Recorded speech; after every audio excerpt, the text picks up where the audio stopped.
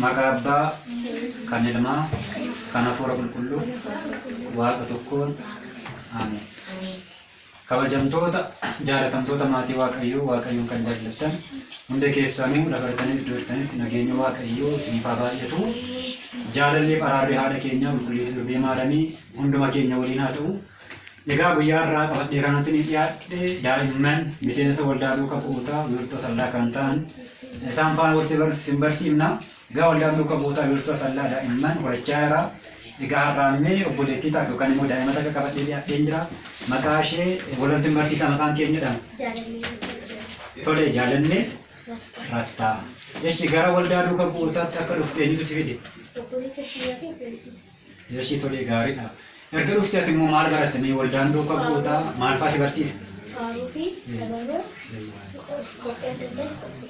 Guyyaa sanbata jechuudha. Innaa baay'ee bareeda jechuudha. Eshi obboleewwan yookaan immoo daa'imman akka keetii magaalaa Asallaa jiranii erga maal dhaamtanii akka isaan dhufanii miseensa waldaa duukaa bu'ootaa ta'anii baratanii mee maal jettaan? Kanaaf maaliin afaan Oromiffaatiin faarfattu miti? Tole egaa kana bakka tajaajilli waldaa keenya daa'imman diraan walitti qabee guddisaa jechuudha. Egaa mee maqaa kana tolse barsiisa isheerraan sin eegaa daa'ima xiqqoo sanarraa maqaan keenya jedhamaati. Mastaawut Birahaan jechi haa ta'u qayyii nutti himi.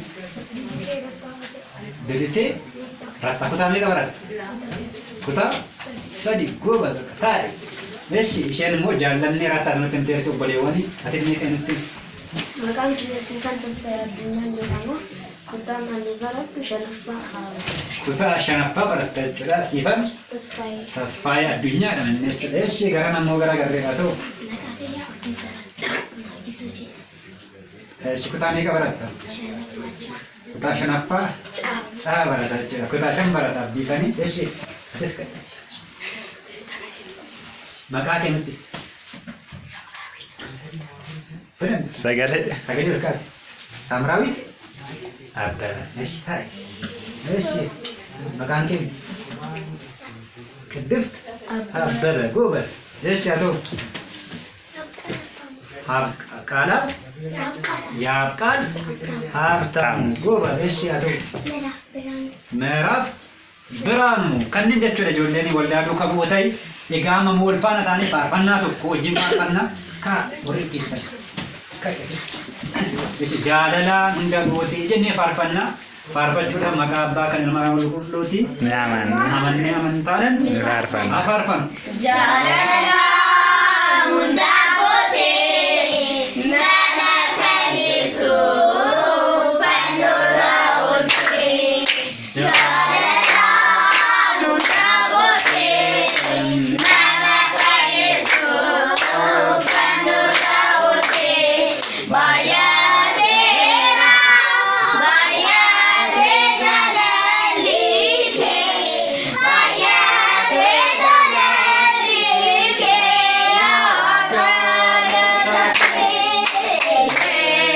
baay'ateera baay'atee jaalalli kee baay'atee jaalalli kee akkana ta'e.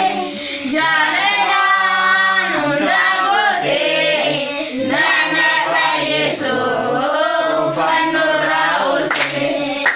Jalalaan hunda gootee nama fayyisu fannoorra oolchee. Baay'ateera baay'atee jaalalli kee baay'atee jaalalli kee.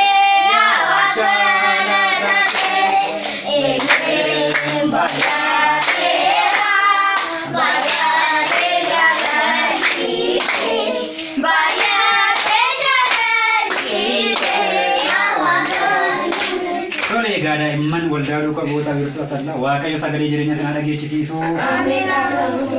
Sagalee jireenya sanaa dhageechisiisu. Sagalee jireenya sanaa dhageechisiisu. Egaa nu galatuumaa nu guddadha nu baay'adha horaa nu bulaa deebana hin jenneerra nu galatuumaa.